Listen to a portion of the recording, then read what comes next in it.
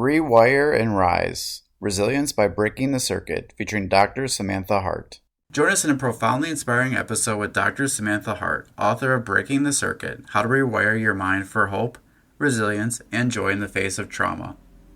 A doctor of physical therapy, yoga certified practitioner, and 14-year sober survivor, Dr. Harte weaves together her harrowing personal story marked by addiction, betrayal, loss, miscarriages, a mother's mental illness, and a life-altering near-death experience. She invites others into a modern, trauma-informed reimagining of the 12 steps, and not just for those in recovery, but for anyone striving to heal emotional wounds and reclaim joy. This episode explores how we can interrupt self-destructive patterns, cultivate hope, and rewire our minds towards resilience without judgment. Our guest on today's podcast is Samantha Harte. Ugh. Our guest on this episode is Dr. Samantha Harte, who has had her share of heartbreak. Now 16 years sober, she has suffered through her mother's mental illness, betrayal by partners, the loss of her sister, friends, and father, multiple miscarriages, and her addiction to drugs and alcohol. Desperate for a path through the pain, she was forced to confront the hardwiring towards perfectionism that kept her sick and embrace the rewiring required to truly recover and heal. Through her medical practice, Samantha came to realize that whether we're addicted or not, we all suffer from some degree of soul sickness. We navigate love and loss through our lives with little or no guidance, often fumbling our way through with self-sabotaging behaviors. Despite her initial resistance to the well-known 12 steps of Alcoholics Anonymous, Samantha eventually reimagined them so that they worked in her own life. In the process, she discovered that the spiritual concept in each step have universal application and can help people learn new ways of navigating adversity, not just addiction. In this book, she shows you how you too can change your life with the power of these steps.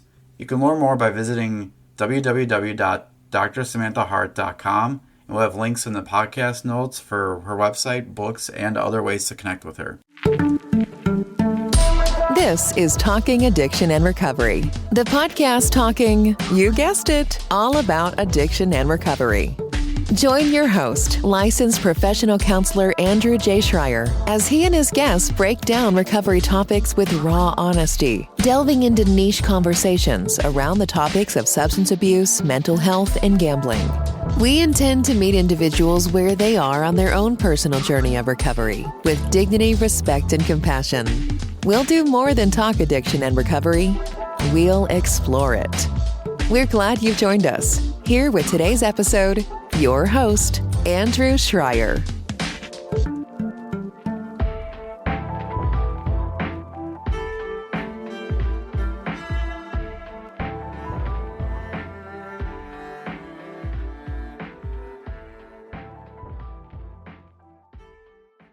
We are welcoming Dr. Samantha Harte to Talking Addiction and Recovery podcast. Thanks for joining. You're welcome. Finally, we made it. Yeah, this is great. I've read your book a while ago, which we're going to talk about, which is Breaking the Circuit, How to Rewire Your Mind for Hope, Resilience, and Joy in the Face of Trauma. Before we dive into this, can you give the audience a little bit of a background about what you do? Sure. I am a speaker, author, and coach, and I'm the founder of Strong Heart Fitness, which is an integrative wellness center for the mind, body, and spirit. And I would say fundamentally at the heart of what I do is I help people heal, whether that is body or spirit, or typically a combination of both, and consciously create a life that they love. That's great. I love how you capture that. Sometimes I hear people go through like a bio with a little bit of a background, but you really sort of approach it with like your foundation, your approach, and overall belief. So that's I've great. worked I I've like worked that. on that quite a bit since Yeah. once upon a time I was just running a private practice as a physical therapist, and my pitch for who I was and what I did was really dialed in. And then I made a huge pivot into becoming an author and a speaker and more of a transformational coach. And there was a long period of time where I had no idea how to answer a question like that. So it feels really good also on my end to sit where I am, in this hard-earned seat of becoming a more refined version of myself and being able to express it. So I appreciate you saying that. Yeah. So I have to ask, how did you go from physical therapist Mhm. to working in this area of like addiction, betrayal, trauma, like all this type of stuff. 'Cause to me, I went through physical therapy when I had shoulder surgery. I had a bone spur removed, and it was tough. But one thing I realized my biggest takeaway was really having to relearn how to um work and move my body and to listen to it and to understand it. The frustrations of I could do this all the time, and now I have to really slow my mind down and really think about the mind, the body connection. So I'm very curious how your background of physical therapy then landed you into more of the work you do now. Yeah. Well, it was progressive, and the thing that, if I had to extract the truest part of the answer to that question, it's that my knowing, my intuition continued to nudge me further than the place that I was in. And so the place I was in out of graduate school was, how could this be the field that I worked so hard to enter, where I'm just chasing down symptoms and never ever getting to the source of the problem? How could this be the career that I insert myself inside of? And what is a truer version of that for me? So after working for someone who had a business model that was one-on-one, truly not clinics that say that and you have two or three patients at a time, I never in my career have seen more than one patient at once. I am so Wow. proud of that fact. So I got good at what I did. And then I was still very, very broke. And I was like, there has to be a version of this work where I can get paid in alignment with what I value myself at, and I can help people at a deep level. So that was when Strong Heart Fitness was born, which was a cash-based whole body, whole person practice. The spiritual side of things was always there in the sense that I had an hour with my patients. And I mean, good luck in our healthcare industry getting an hour with any practitioner. So I really got to learn about the landscape of their lives way outside of their physical pain and all the elements that were contributing to it. So I was paying very, very close attention, and I'm sober. I'm 16 years sober. And so I'm attending 12-step meetings and I'm working through tremendously difficult things in sobriety. And I can't help but notice the parallels in the spiritual malady we discuss in traditional AA and these ordinary folks in my practice. These things that we say are alcoholic tendencies, I'm not so convinced are. I think they're human Mm, tendencies, except that with a normal person who doesn't suffer from addiction, maybe it isn't as dire as quickly. Maybe it's just a slow, repetitive, insidious strain on their nervous system and their connective tissue. But these people were suffering from people pleasing and toxic codependency and hyperproductivity. And just as you said about your own experience, you weren't just confronted with the pain of the injury and the rehab process, you were confronted with everything that surrounded it. Wait a minute.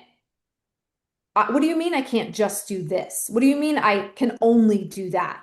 What do you mean it's hmm going to take me 6 months before I go back to the gym and lift the weight? What do you and the confronting of a collapsed identity and the hyper vigilant exerciser that identifies as an athlete who now has to completely stop. And who are you in the face of that? All of those things are spiritual in nature. And they are going to get in the way of the person's physical healing process. Whether it is a direct line of being in the way, meaning I am so sick inside of this codependent relationship that I am in a constant state of stress and chronic inflammation. And so this knee pain that I hired Samantha to get rid of literally cannot get better, even if she curates the perfect program. Or it's not that bad. But I'm so codependent that even though I know I should be doing this program that I paid a lot of money for, I'm really just going to care for this person instead of myself because that's where I derive a sense of worthiness from. And so that program that I should have been doing for the last 2 weeks, I only did one time. And so I'm not really any further along in my physical healing process. No matter how you cut it, it was interfering and I couldn't unsee it. Mm. And then I lost my sister Jessica to a drug overdose on March 13th of 2022. And I I literally have three memories of that day. The finding out in the Austin airport and dropping to the floor and wailing. Actually, I might only have two memories. But there is a third that my husband has reflected back to me that I don't remember.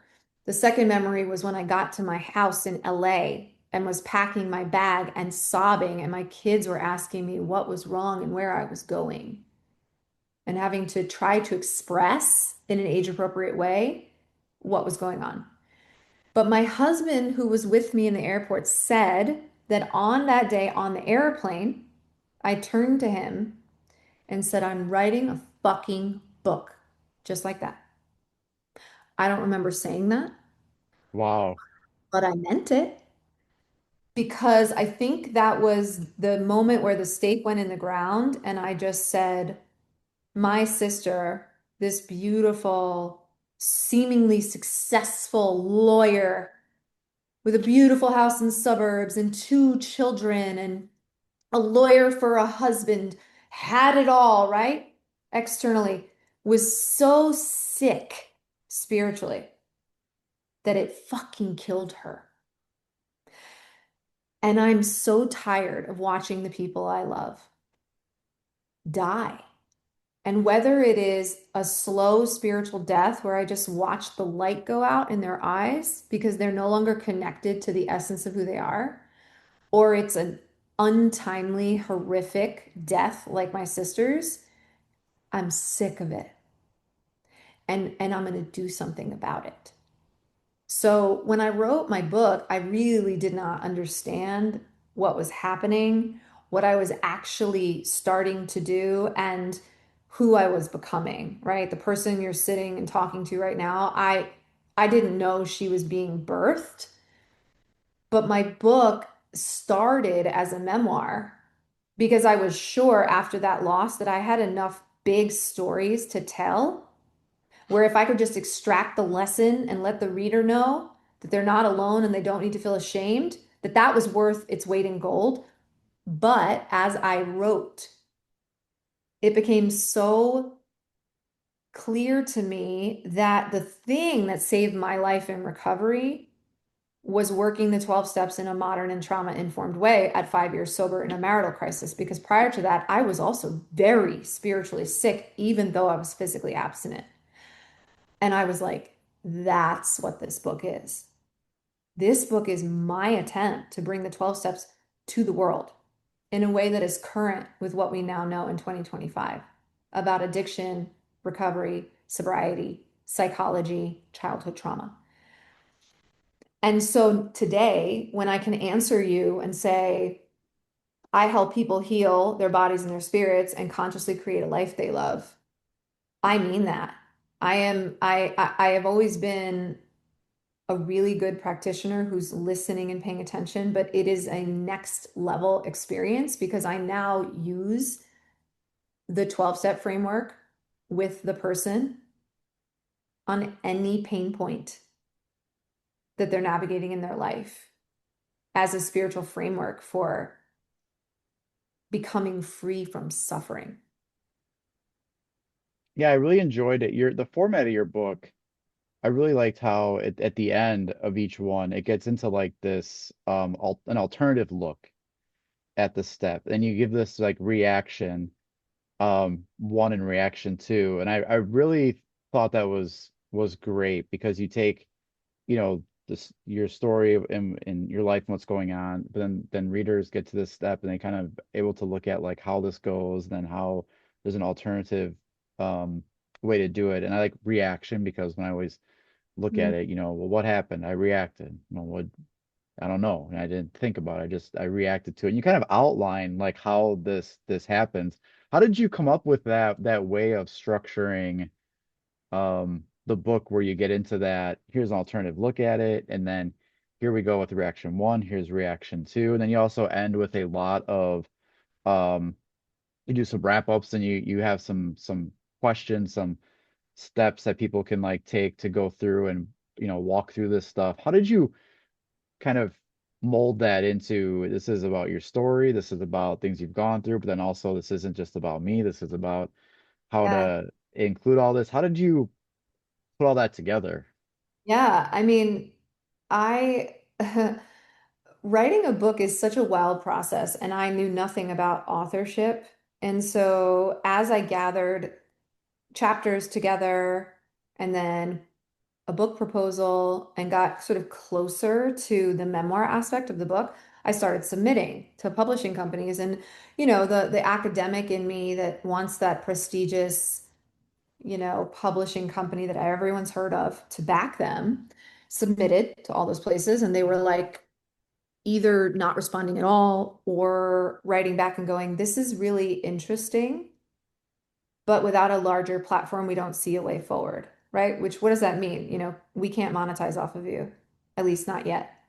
Maybe come back when you're more famous or something, right? And I was like, well, this book is coming out regardless. And I'm not waiting for approval from anybody or validation. I'm already aware this book can save lives. So what does that mean for me moving forward? So I kept writing. And then when I sort of poked my head back out for submission, I did more research on the landscape of the publishing industry, and it turns out that there's this whole middle ground, much like the music industry has now morphed, and you don't just need a big record deal from a big executive. You can put out your own music, you can be with an indie label. So there's hybrid publishers. Now you have to have a lot of discernment because there are people who will say, "Oh, we'll help you write your book. We'll help you," who don't care at all, who don't have the right distribution channels, who haven't done it before, who are not professional editors, and they're just trying to take your money. So once I understood there was this vast hybrid space, I did a lot of research.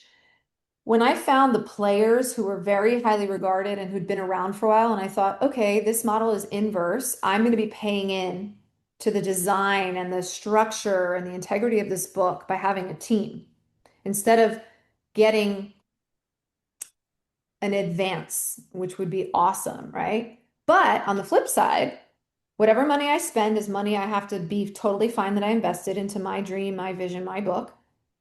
And whatever I get to make, I have to make it back, but the royalties are vastly in my favor as the author. So the model is inverse, but in a good way if you're willing to pay in to some extent to the design of your book, right? So I submitted, and I ended up working with a publishing company called Greenleaf, who's been in the hybrid space for 25 years, really well respected. It was in working with them that the clarity around what are we doing inside of each of these chapters came from. And I remember thinking, okay, if this is going to be about a modern version of the steps, then I don't know if it's enough to share a story from a really long time ago that's baked in my history and my trauma because the reader may or may not relate to it. And I also don't know if it's enough to just put step one, two, three, four, five, all the way to 12 at the end with a slightly modern spin on it. Because I'm now 16 years sober, and there's 1,000 examples of the ways that I use step one versus four versus 10 at any given moment of the day. And I need the reader to finish each chapter and be able to deeply relate to at least one thing. So that means I need to talk about powerlessness and acceptance and surrender in a traffic jam, not just in a house where I had a bipolar mother who self-medicated, because I know they can relate to the traffic jam. Absolutely. right? And so I think that was the real tug because I remember the editorial team being like, "Why are you writing this book?" And I'm like, "It wasn't because I have to for my healing, because it's cathartic, because I want my kids to have it one day." It was the answer was because I want to help as many people as possible. Once that became the vision and the goal, that changed the structure of each chapter. Because am I going to help as many people as possible by just telling my story? I'm not sure. To the people who've been through similar things, maybe. But I've had so many people say, even just from the title of my book, what if I don't have trauma though? What if I don't identify as having grown up with trauma?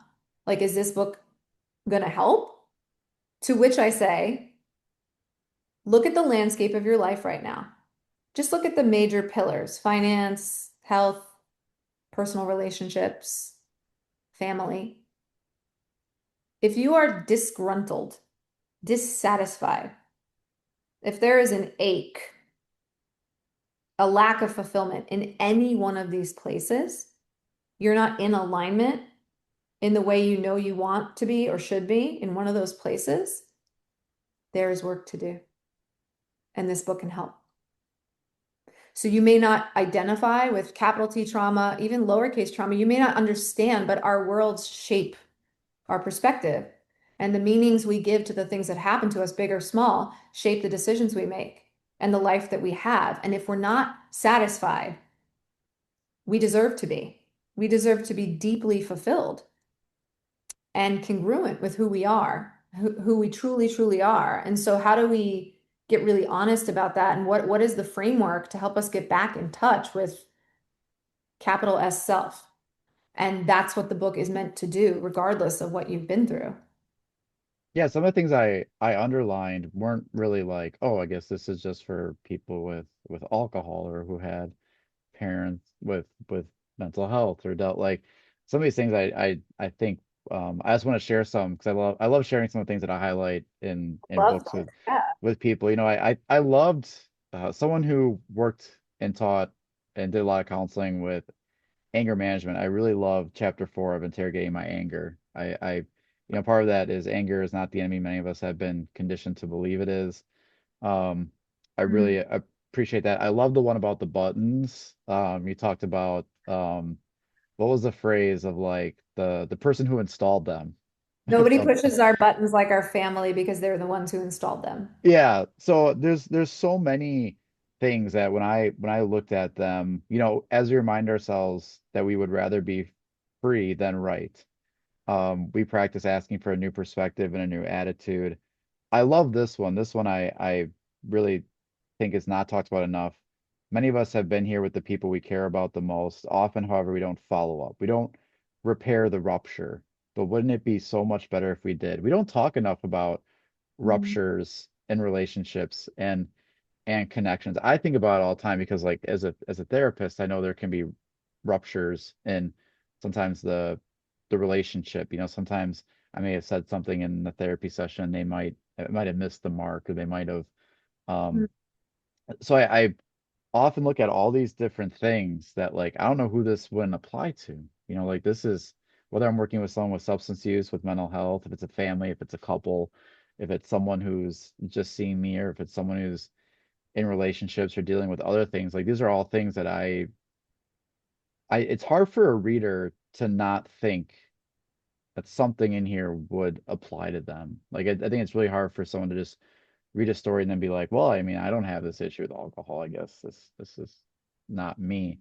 So I think you did a great job Mhm. of bringing a lot of that together. And in the examples you give, like traffic and other things where also people can relate to some of those things easier than some of the really big challenging ones that can come with a lot of like defensiveness and avoidance where like if I can get you to see it in an area where it's like, okay, that's every day and that's a little bit of step forward. I thought that was really great to approach it that way. Mhm. Thank you. Yeah. Yeah. So I'm curious with the another thing I thought brought people together, and this is where the title comes in, is breaking the circuit. Because to me, again, like we're all humans. We all have, mind, body, spiritual connection. Like that's how we're already, regardless of the mental health or the substance use or whatnot, like um, we are all this way. When you talk about breaking the circuit, how do you want readers to understand like what the circuit means? Like kind of as we try to educate people on like, brain body connection, all these types of things. You go from reading like a book that really dives into everything about the body versus also trying to break it down for readers who are not going to come with like a background of science or psychology or physical therapy, all that. So how do you want readers to understand the whole idea of the circuit? Yeah, it's a cool question. I don't think anyone's asked me that. I always say that my work is this really lovely combination of where science meets the soul. So if I take that as the springboard to answering this question, I would say scientifically, both in how we move and how we think, act, behave, cope, there are literal neural circuits all throughout the brain and body that make things run the way they do. And as a PT, so much of what I was doing, let's say someone came in with knee pain, and I discovered that so much of their movement pattern was lending itself toward overloading the knee. So it made a lot of sense that at some point the knee would start barking. So they had these feedback loops between brain and body back up to the brain that were telling them in order to squat, this is what you do, and you do it on autopilot. And you do it like this, and the knees are way past the toes, and the knees are collapsed inward toward each other. And here I am coming in, creating a consciousness around the movement pattern, showing it to them on video, educating them, and slowly disrupting that feedback loop, giving it less attention and energy and reinforcement, and then rigorously practicing a new behavior to create a new feedback loop. So I'm literally breaking the circuitry of one movement pattern and creating a new one. It is exactly the same in the emotional and spiritual realm. When I think about why I am still here and my sister's not,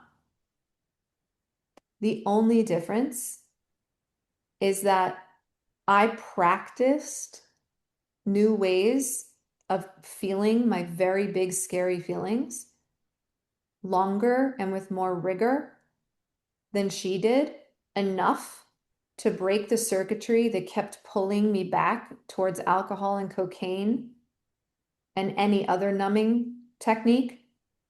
I reinforced these new things long enough where they became the pattern instead. And so if we take away the science and you just look at your life and think of things that you do all the time that maybe you've said to yourself, why do I do that? Why do I always do that? We all have that, even small little things like fidgeting with your fork and knife or ritualistic things, some OCD behavior or funny, strange habits or superstitions or ways that we say things to ourselves. There's so many things that are so small and insidious that we just do. And who knows the combination of where those things came from, how deeply and early on they were rooted into our nervous system. But without having to think or visualize about neural circuits in science, you just look at behavior. You look at self-talk. You look at the things that are just on repeat and you go, that's a circuit. That's just a circuit going round and round and round. And if that circuit becomes painful enough, where it wakes you up from a sleeping state, you have an opportunity to go, how do I make a new one? And in the making of a new one and the abstaining of the old harmful one, you then break it. And this is the process of rewiring. And I think too, like when you say that, you you you just articulated it so well. I wonder, do we give ourselves and others realizing like this does take time? Like because I think about it when it comes to my surgery, and I had to go in surgery, recovery from it before I could even move it. And then it was the physical therapy, and that started at one point before I could even get to like there was no like, okay, this arm should be good by tomorrow. Like you're like, but when you talk about like self-talk, right? Someone may have said the worst things about themselves for so long. And then all of a sudden to be like, well, let me teach you positive self-talk. And then we go through some of that. And I just think it's unrealistic to think that that person's just gonna then have all the greatest things that they're gonna say about themselves going forward. Like it has been years of this it's been hammered in to the point where it becomes so solidified, right? Like it becomes so strong, but then to chip away at it, to break it, like you said, it's not just the one stroke of the hammer that does it. It's been the repetitive, keep on doing it. This took time, that this just did not happen overnight. And I think some areas we are accepting of that and understanding. I think that when it comes to some of the emotional stuff and the stuff that goes on cognitively, we don't have as much patience towards people's recovery, or that this will take time. So I'm curious, as I just thought of all that and said all that, um, where are you with that when it comes to like then breaking the circuit, that sometimes we need to give ourselves more grace, and others, that this is not going to be a you just learn this and now it's going to be different. I've changed. What are your thoughts on that? Yeah, it's such an important point, and I do talk a lot about that when I get into the initial process of self-forgiveness when I was at 5 years sober and what that really looked like, how painfully I was walking through life. Forget about when I, on autopilot, just took the critical part of me's words as gospel. But now, in the space where I was paying attention to the way I spoke to myself and how painful it was, and trying to interrupt it and birth a compassionate version of that, and the rigor and frequency that I had to practice, it was so exhausting. It was so painful, and it took a long time. So I think it's so important in the land of quick fixes and instant gratification to be very, very transparent about that. The thing about if there is a blessing to time sober, because I will say, as you know from my book, but for the people that don't, my first sponsor who saved my life, who had, seemingly no chance of ever being in danger of a relapse, 22 years of doing the deal and really seemingly overcoming a hopeless state, did relapse and did die. He killed himself. So what good is 22 years? And is it better than 22 days? And is there actually a difference? In the realm of breaking deeply ingrained circuitry, the blessing of time sober today for me is because I'm living a conscious life. That means I am aware when old patterns kick back up, and they kick back up all the time. My most favorite is, what can I double down on to control right Mm, now? Because I feel powerless and terrified. I can, because I'm awake and aware, either choose to reinforce the old pattern but I know how painful it's going to be because I've had enough time sober trying to do that and failing. Or I can go, here it is again. Here it is again. What do you want to do with it? Do you want to reinforce that old pattern and try to control and manage and manipulate the world around you and the people, places, and things in it so you feel a temporary sense of safety? Or do you want to lean in to this uncertainty, to this grief, and see who you become on the other side and try to reinforce this new brave pathway of being able to sit with yourself? Which one? And the gift of time sober is that my threshold for discomfort has radically decreased, which means I'm a lot less likely today to choose the old pattern and reinforce it. And I am much more willing, because I have a stack of evidence of how good it gets, to continue to try to break the old circuitry and form the new.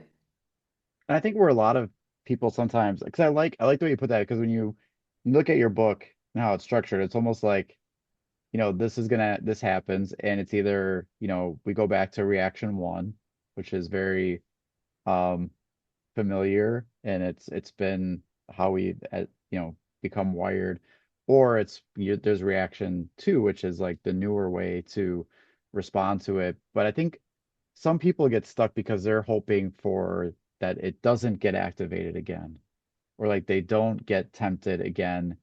To me, it's like, here it is. So here's this option, which was the old way. This is the other option. I think some people are looking for, or sometimes waiting for some magic to happen, right? To that there is no more temptation, or there is no more being triggered or activated. But as you were saying, like, this hasn't just gone away. Your awareness towards it is increased, so you're more aware of when it's happening. Your bandwidth for how to deal with it, but then also, that with the time you've been given of how to not go back to the old way, and how you've been able to reinforce the new way. I just think some people still kind of are waiting for that door number three, which is, this just doesn't happen anymore, Mm. versus like realizing I could be sober for X amount of years and I can still face this again. This doesn't erase all of that. So I really Mm. appreciate how you have that transparency, because um, there's a lot of stories like that where, someone's gone many years, and it doesn't mean that there was any stepping away, but there's just always, even even with the challenges that will lie ahead, even with the things that will activate us or trigger us and the buttons, that there is still a way to use the new way to build the circuits to handle it and all that. So I really appreciate that part of it. Yeah, thank you for that. Yeah, I don't know. I think maybe to the people who want the third door, want to walk through it and it just be done. It just be done. Ah, I can't fully speak to that. And I'm just not sure, as we're here on Earth and we're going to continue to experience new things, new difficulties, new traumas that are going to be temporary setbacks that will be tests ultimately of old pattern versus new, whether we ever can fully transcend those deeply formative years and our hardwiring. I think to some extent we're always coming up against that. That said, listen, are there people in recovery who are like, the obsession to drink and use has been removed, and then it feels like a lightning bolt, like a white light experience, and for however many years they're sober, they've not once.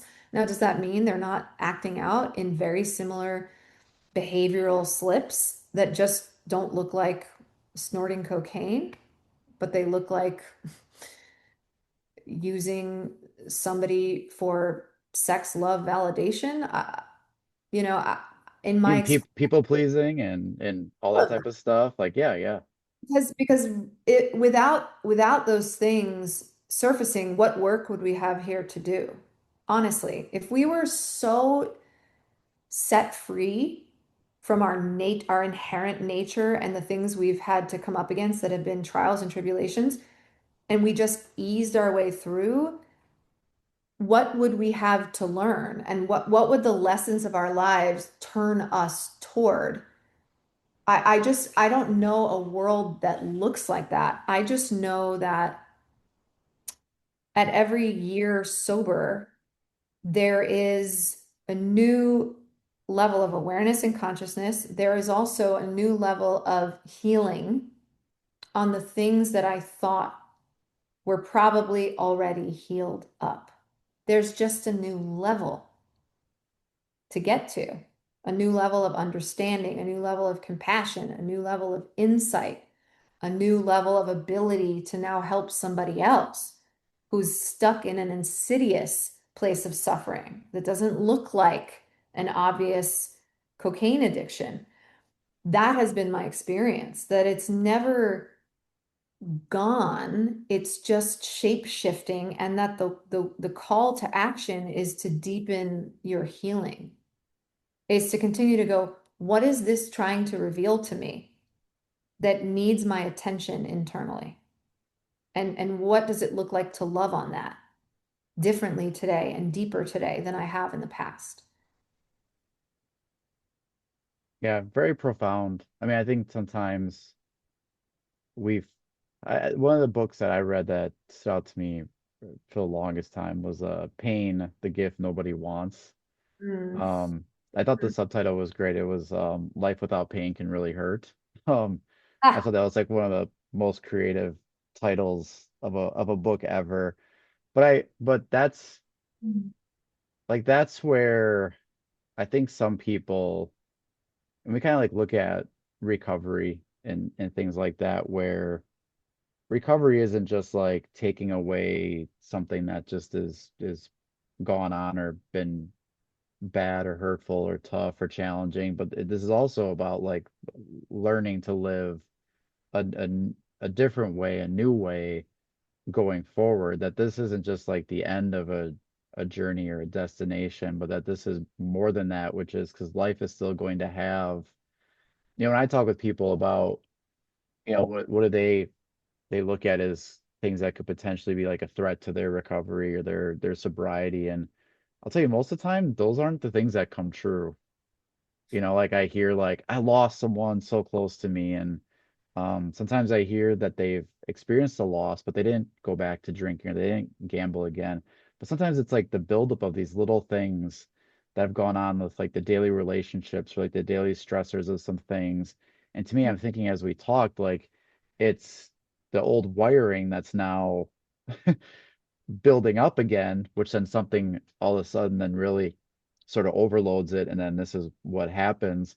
So even when someone, the great thing about your book is that even when we're talking about all these issues of like addiction, trauma, mental health, and relationships, that this is stuff that can apply way beyond that, even when you do get to moments of sobriety and recovery, that this could be 5, 10, 20 years, wherever you are, that these things are going to be applicable wherever your journey is. It's not like at a certain point it stops and then, or it starts and then stops. This is like a forever thing that can be applied, the steps that you've talked about and shared. So I think that's where a lot of audience members can Mm. learn from it, is that it's depending on where you are, what you've gone through, where you're at with it, there's things in here that can be applied and quite effective. Mm. Yeah, something that just came up when you were talking. I'm on track now to, be a paid public speaker, and it's a very exciting career path for me. I'm extremely passionate about it. And so I shot a talk that I submitted, and it was a version of a keynote that I haven't quite given yet. But the way it started was, I know most of you probably think that addiction is about substance abuse, and on the surface, it is. But addiction is actually about safety. And to that point, and back to the question before this part of our conversation, so long as we are living here on earth, we are vulnerable to hurt, to be hurt by a friend, a lover, to lose the people we love, to have our children get bullied at school, or God forbid something worse. We are vulnerable by act of being alive. Anything can happen at any moment, which means that our sense of safety can be threatened at any moment. And it is our natural nature to defend and protect. And if you have a history of defending and protecting with maladaptive coping behaviors, you might just go back and do that, even though there are other ways of feeling safe. And the book and the step work as a more modern framework and a trauma-informed framework is an attempt at giving people something to help return them back to a sense of safety, which for the rest of their lives is going to be applicable.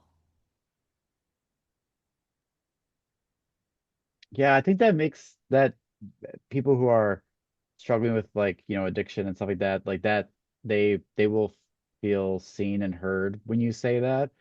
Mhm. I I think that's something that we still need to help others understand what's going on. Because I think most people would think like that addiction's causing harm and it's hurting and it like to think of safety is like not how we normally have that conversation.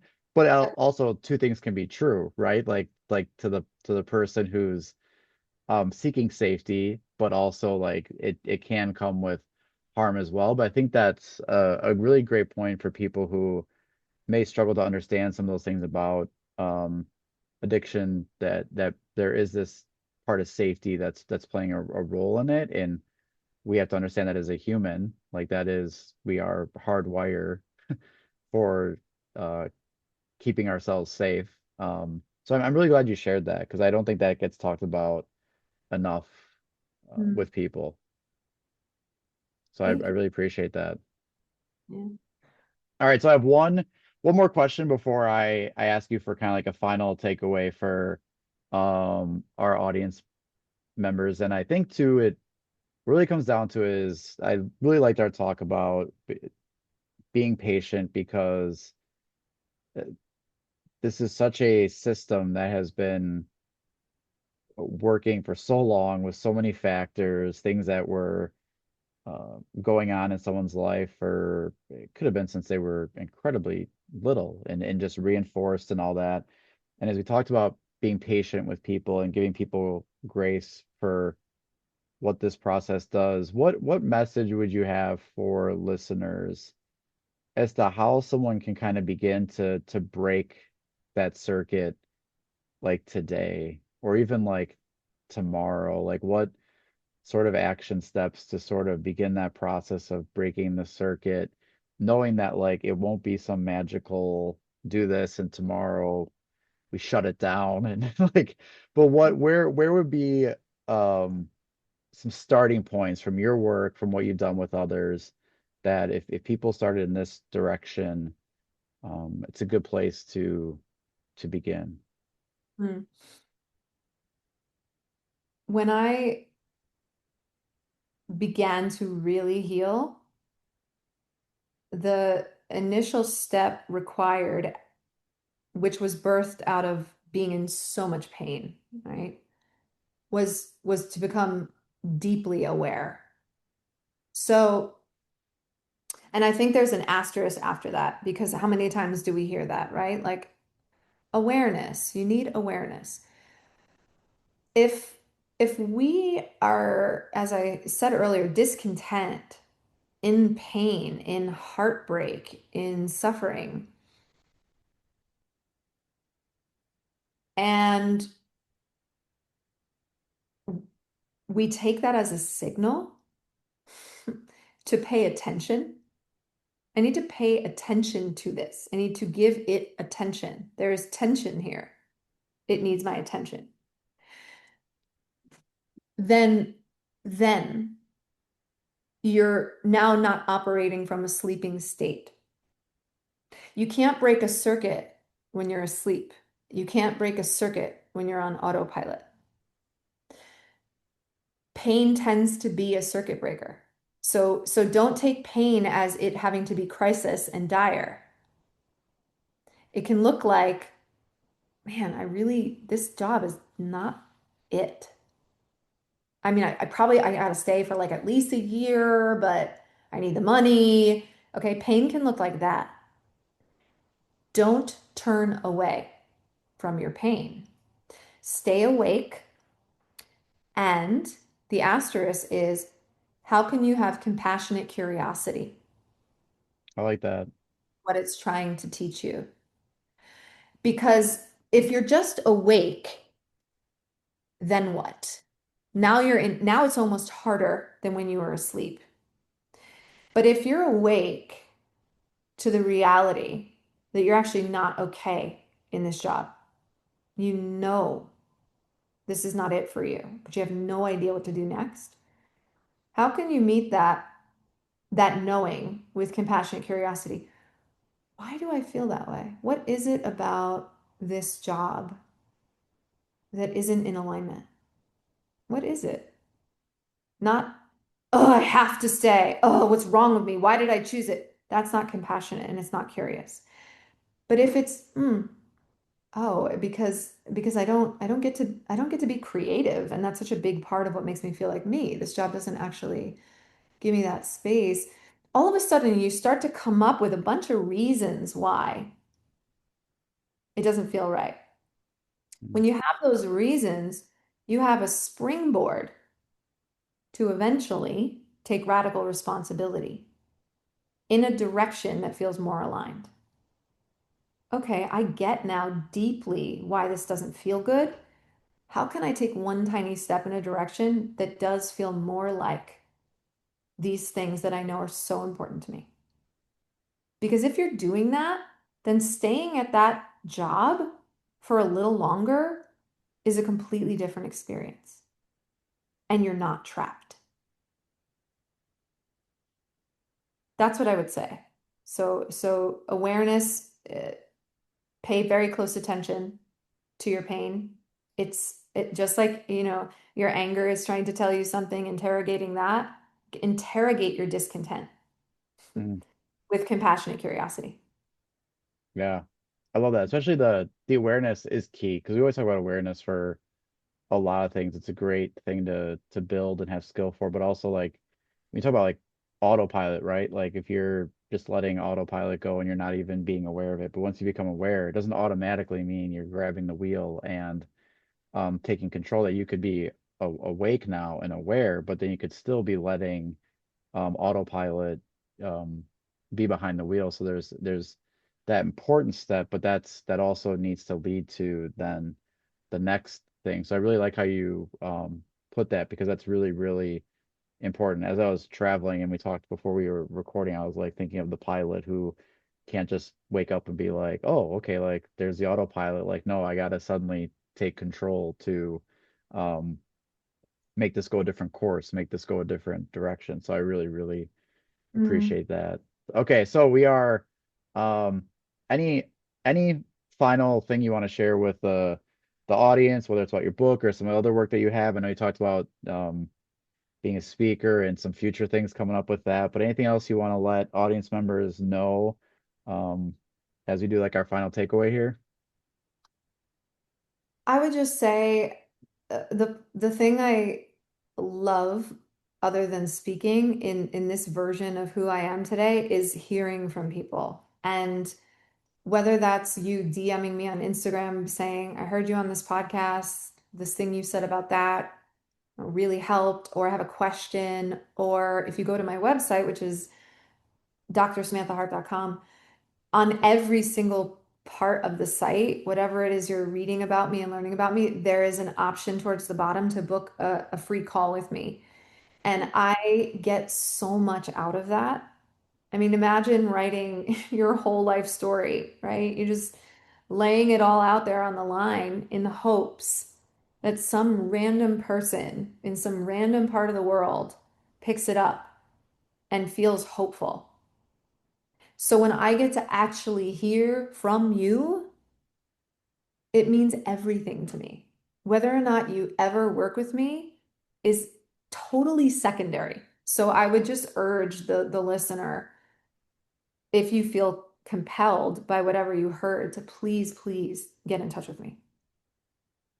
I like that. There's not everyone does that either. Like I know some people that say, "Hey, reach out to me, send me messages on um however you can," and you can tell because they're individuals like you who really people who don't want to respond to DMs and to do all that like are not usually giving out that message. They're usually like, "Yeah, go to my website or find this." But for audience like for guests that I've had who tell me, "Hey, reach out to me, like contact me, find a way."